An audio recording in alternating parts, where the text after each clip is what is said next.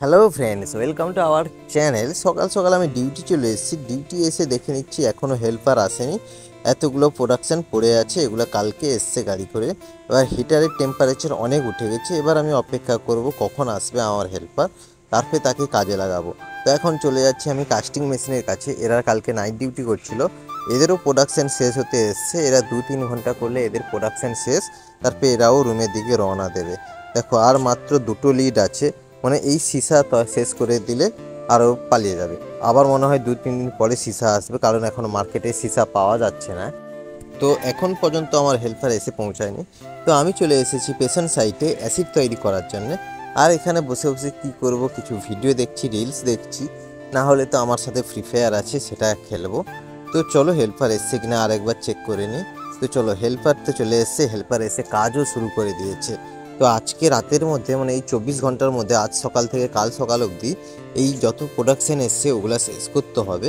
এটা just cutting হচ্ছে এখানে, যেটা আগের ভিডিওতেও তোমাদের দেখিয়েছি। এই এই যে বসে আছে আরামসে। তো এবার তো খাওয়া দাওয়ার টাইম হয়ে গেছে, চলো এবার অ্যাসিডটা বানাই। পেছনে কত কিছু আছে, সেখানকার টেম্পারেচার মাপবো। আমার 2টো ট্যাঙ্কি, আগে 3টে ট্যাঙ্কি বানাতাম, এখন 2টো ট্যাঙ্কি বানাই, কারণ পাইপ লাইনের একটু প্রবলেম আছে তাই। তো খাওয়ার আগে আমি একটা ট্যাঙ্কি বানাবো। দেখতে পাচ্ছ কীভাবে ধোঁয়া উঠছে। চলো এবার খেয়ে আসি। তো খেতেতে চলে এসেছি। আর এখনকার যে ক্যান্টিনে চাল দিচ্ছে মোটেও ভালো নয়। তো আমি তো তেমন ডাল নিই না।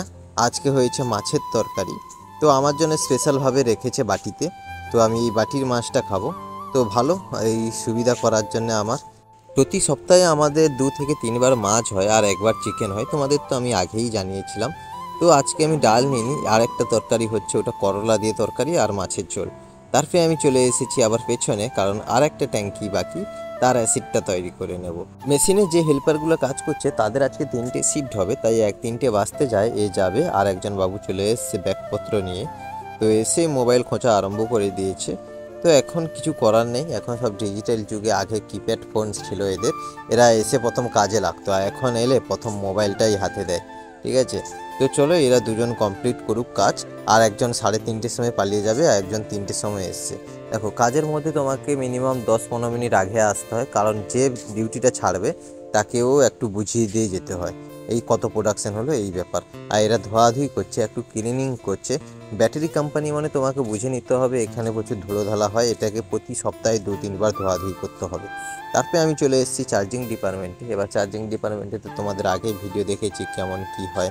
তো আজকে ব্যাটারি নামছে, আবার উঠছেও। তো ব্যাটারিগুলো নামার পরে অনেক কী থাকে, ওখানে ধুলো বালি লেগে থাকে।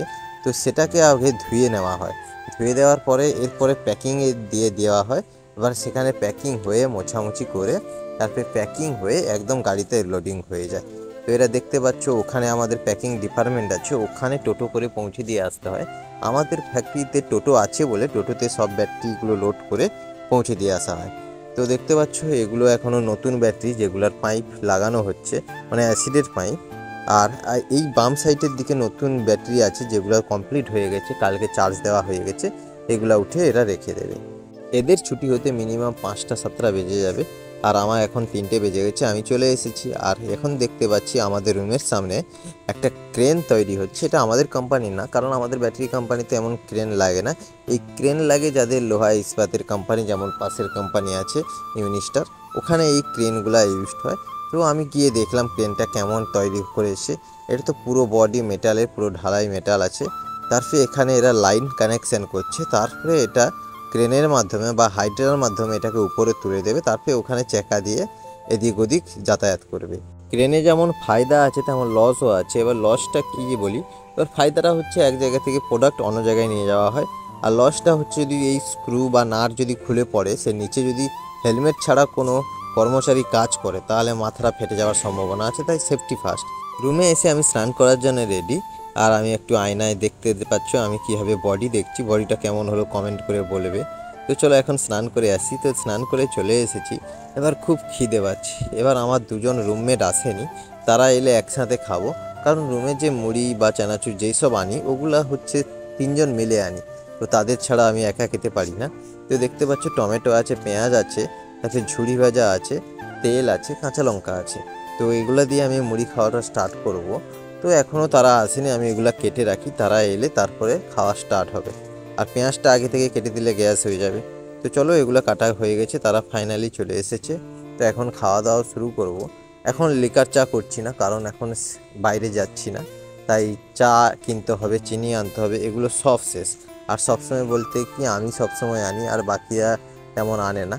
তারা বলে চা খেতে ভালোবাসে না, কিনে কী হবে, কিন্তু বানিয়ে দিলে খেয়ে নেয়, ঠিক আছে, কেউ আর না বলে না। তো একবার মুড়ি মাখানো হয়ে গেছে, তো এত সুন্দর হয়েছে তাই আরও একটা টমেটো কেটে নিলাম, পেঁয়াজ কেটে নিলাম।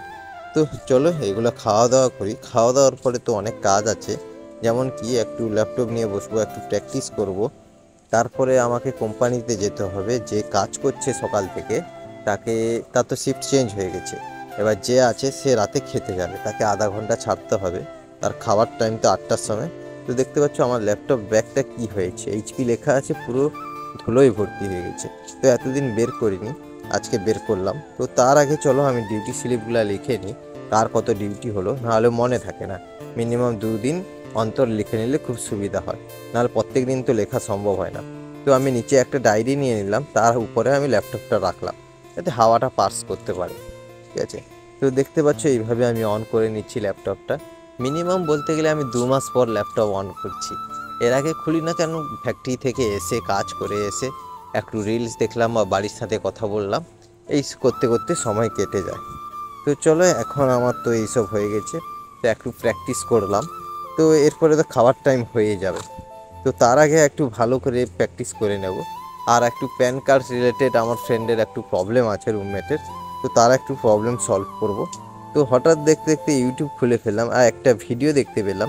এই যে পাশের ভিডিও মেয়েটাকে দেখতে পাচ্ছ, এটা হচ্ছে রচনা বিশ্বাস, যাতে আমি ফলো করি, যাতে ইন্সপিরেশন আমার বলতে পারো। তো এর ব্লগগুলো দেখি আমি, তোমরাও দেখো এবং সাবস্ক্রাইবও করো আমার চ্যানেলটিকে। তো চলো এবার তো আমার খাওয়ার টাইম হয়ে গেছে, 8টা বাজে, আমাদের খাওয়ার টাইম 9টা পর্যন্ত। 8টার সময় আমি ফ্যাক্টরি চলে যাব। তো আমি ফ্যাক্টরিতে গিয়ে এখন যে কাজ করছে তাকে এখন আগে খেতে ছাড়বো, কারণ সে খেয়ে দিয়ে এলে আমি খেতে যাব। তারপরে আমি খেয়ে দিয়ে জল ভরে রুমের দিকে রওনা দিয়ে দেবো। তো এখানে চলে এসেছি, কিন্তু মানুষটা এখানে কি করছে, হাত পা ধুয়ে নিচ্ছে। সে জানে আমার টাইমিং কখন কখন আমি আসতে পারি। তো দেখতে পাচ্ছ অনেক প্রোডাকশন শেষ হয়ে গেছে, আর এই 8 ঘন্টা ডিউটির মধ্যে খাওয়ার টাইম আছে, তাই তোমাকে যে মিনিমাম আধা ঘন্টা খেতে ছাড়তে হবে তেমন নয়। তোমার খাওয়া শেষ, তাই তাড়াতাড়ি চলে এসো। এখান থেকে ভাবছো রুমে গিয়ে আড্ডা দেবো, তেমন কোনো কারবার নয়। খাওয়া শেষ এসো, আর ক্যান্টিনে তুমি সব তোমার থালা রাখো, দেন থালা ওখানেই রেখে আবার চলে এসো ডাইরেক্ট সোজা। রুমে গেলে আবার বিড়ি খাবে, খৈনি খাবে, এসবে হবে না, তুমি ডাইরেক্ট এসো, তাই অনেকটা টাইম বাঁচবে। কারণ আমি যে এই ডিউটি এসছি, কোনো এতে আমি টাকা পাবো না। এখন খাওয়া দাওয়া শেষ, তাই জল ভরে নিয়ে রুমের দিকে রওনা দিচ্ছি। তো রুমে পৌঁছে গেছি, এবার কিছু কাজ নাই, যে ল্যাপটপগুলো খুলে গেছিলাম ওগুলা গোছাতে হবে। তারপরে এই ভিডিও এডিটিং বাকি। তারপরে আবার রাতে যদি কোনো প্রবলেম হয় ওদের মেশিনের, সেখানেও আমাকে যেতে হবে, কারণ আমি দেখাশোনা করি সব কিছু। চলো আজকে ব্লগটা এই পর্যন্ত, তোমরা সবাই সাবস্ক্রাইব করো। Thanks for watching, by.